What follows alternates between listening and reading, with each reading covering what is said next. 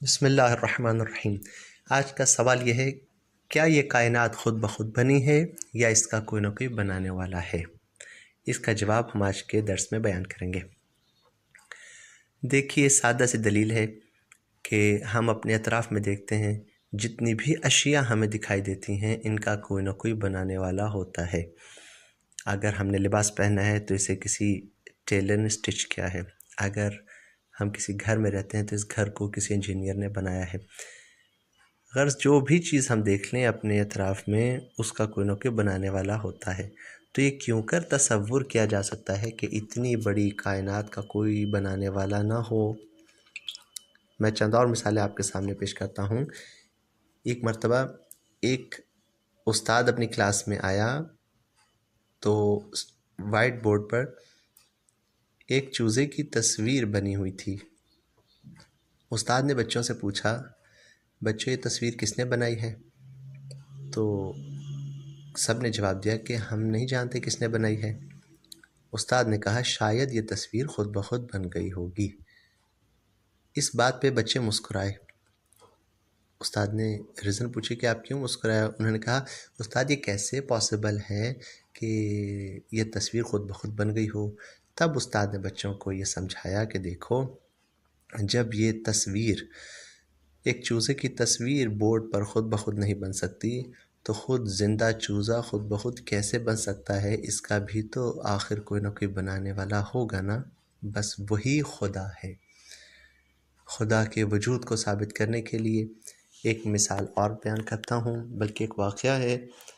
ایک مرتبہ ایک بادشاہ تھا، وہ خدا کو نہیں مانتا تھا۔ اس کا یہ ماننا تھا کہ یہ دنیا خود بخود بنی ہے، لیکن اس کا جو وزیر تھا وہ خدا پرست تھا، خدا کو مانتا تھا۔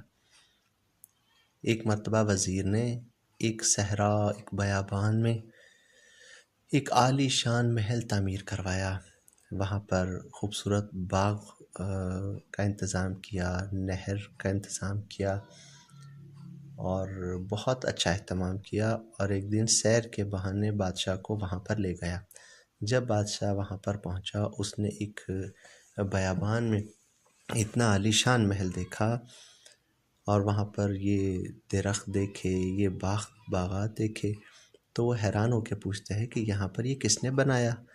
تو وزیر نے کہا، بادشاہ یہ خود بخود بن گیا۔ یہاں پر آندھی آئی، طوفان آئے، دریا سے پانی آ گیا، درخت آ گئے، خود بخود یہ دروازے بن گئے، یہ کھڑکیاں بن گئیں۔ بادشاہ نے کہا، تم مجھے بیوقوف سمجھتے ہو؟ یہ کیسے ہو سکتا ہے کہ سب کچھ اتفاقاً ہو گیا ہو اور اتنا خوبصورت محل اور یہ سارے باغات بن گئے ہوں؟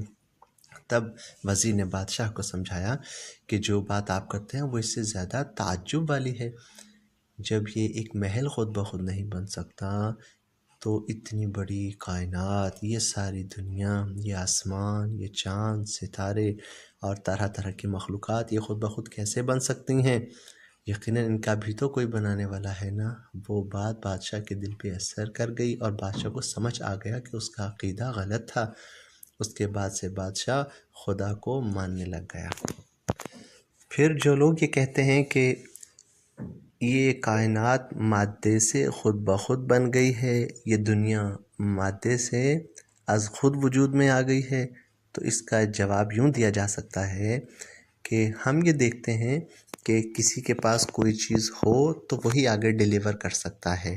مثلاً کسی کے پاس اگر 100 روپیز ہوں تو وہ اس میں سے کسی کو 10، 20، 50 روپیز دے سکتا ہے، لیکن جس کی اپنی پاکٹ میں کوئی پیسہ نہ ہو وہ کسی اور کو کیا پیسے دے گا، کہاں سے دے گا؟ اب جب ہم دیکھتے ہیں کہ اس کائنات میں مطلب دنیا میں انسان ہے جو کہ حرکت کرتا ہے، ارادہ و اختیار رکھتا ہے، اپنی مرضی سے اٹھتا بیٹھتا ہے، اس کے پاس غور اور فکر کرنے کی قوت ہے، اور جب مادے کو دیکھتا ہے جو بے حس و حرکت ہے، جو اپنی مرضی سے حرکت بھی نہیں کر سکتا، کوئی اختیار بھی نہیں رکھتا، اور اس کے پاس شعور نہیں ہے، نالج نہیں ہے، عقل نہیں ہے، تو سوال یہ پیدا ہوتا ہے کہ وہ جو انسان کے پاس عقل اور شعور کی نعمت ہے، یہ کس نے دی؟ یہ تو مادے کے پاس نہیں ہے۔ تو یہ نظریہ غلط ہوتا ہے اس سے، اور ہمیں یہ پتہ چلتا ہے کہ کوئی ایسی ذات، کوئی ایسی ہستی ہے جس نے انسان کو عقل اور شعور کی نعمت سے نوازا ہے، جس کا علم اور قدرت بے انتہا ہے اور اس کی کوئی حد نہیں ہے۔